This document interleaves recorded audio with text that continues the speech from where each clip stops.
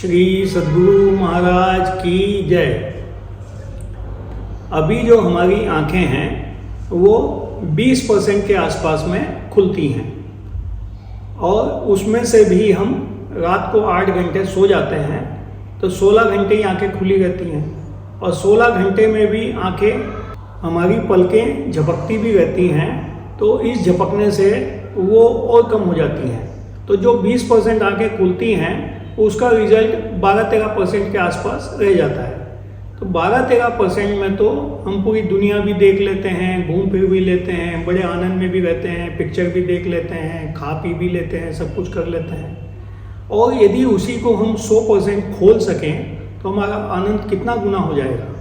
तो इसका प्रक्रिया क्या है? जब हम ध्यान करते हैं तो ध्यान से हमारी पूरी बॉडी में भाप यानी कि गर्मी पैदा हो जाती है। उस गर्मी की वजह से आँख का जो हमारा गोला है उसके आजू बाजू में जो चर्बी लगी हुई है तो वो चर्बी मेल्ट हो जाती है और मेल्ट होने से जो तंतु जिसको बोलते हैं, जिसकी वजह से वो चर्बी से आंखें टिकी हुई थी, वो तंतु जो है टूट के और वो पूरा गोला फ्री हो जाता है। और गोला फ्री होने से वो गोला ऊपर भी देख सकता है, नीचे भी देख सकता है, पीछे भी देख सकता है, आगे भी देख सकता है। तो उस तरह से वो पूरा ब्रह्मांड में विचरण कर सकता है। जैसे संत लोग जो होते हैं वो आपके आगे की भी बात बता देंगे, पीछे क्या हुआ था वो भी बता देंगे, आज क्या होने वाला है वो भी बता देंगे। तो उनको कैसे मालूम पड़ता है? उनका कोई ना कोई वैज्ञानिक सिस्टम तो है ना कि आज मान लीजिए कोई भी ध्यान कर रहा है तो उसकी शक्ति उतनी बढ़ जाती है। अब वो वाल्मीकि डाकू था तो कर्म से तो डाका ही डाल रहा था, लेकिन ध्यान करने लग गया तो वो बुरा कर्म भी छूट गया और वो इतना महान हो गया कि वो सबका आगे पीछे का सब कुछ बता सकता था, इतनी पावर उसमें आ गई। तो वैसे ही हमारे जो कृष्ण भगवान हैं वो भी अंतर्यामी थे, ऐसे रामचंद्र जी भी अंतर्यामी थे, इस तरह से गौतम बुद्ध, महावीर भगवान, हमारे महर्षि मेही जी, संत सेवी जी, ये सब अंतर्यामी थे। वो आदमी का पूरी एक्टिविटी उनके सामने जाते से ही वो समझ जाते थे कि इसके जीवन में पिछला क्या था, आज क्या है, कल क्या रहेगा। तो इस तरह से उनके सब, क्योंकि उन्होंने बहुत ज़्यादा ध्यान करने की वजह से उनके आँख के गोले फ्री हो गए थे। वो यहाँ से बड़े बड़े अमेरिका में कोई उनका शिष्य है तो उसको भी जान लेते थे कि वो क्या कर रहा होगा, कैसा सुखी है, दुखी है, क्या गलत सलत काम कर रहा है। ऐसा नहीं है कि वो सारे संसार के आदमियों का 24 घंटे ध्यान में देखते ही रहते थे कि क्या कर रहा है, क्या नहीं कर रहा है।